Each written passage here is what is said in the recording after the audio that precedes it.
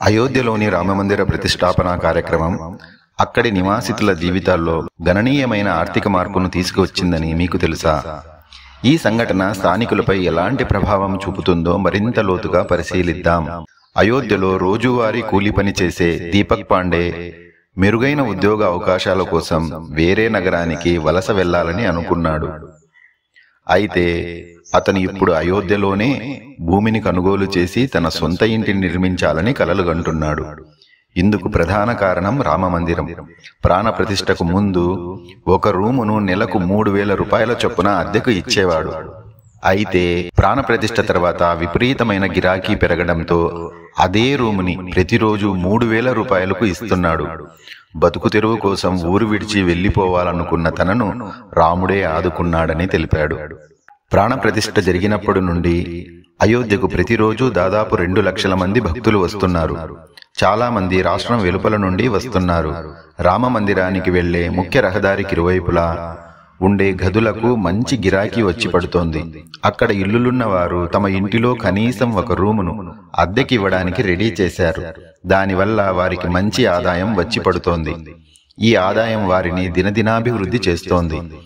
ఇంకో స్థానికురాలు జశ్వంతి శర్మ రాముడు మరియు ఇతర దేవత చిత్రాలను విక్రయించే దుకాణాన్ని నడుపుతున్నారు.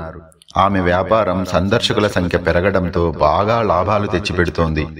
ఆమె ఏమంటున్నారంటే, రాముడే ఈ భక్తుల రూపంలో మా దగ్గరికి వచ్చి మాపై వరాలు కురిపిస్తున్నాడని తెలిపారు. దుకాణ యజమానులు తమ వ్యాపారాలను విస్తరింపజేయడానికి వారి స్తోమతను బట్టి పైన ఇంకా 1-2 అంతస్తులు నిర్మించుకుంటున్నారు.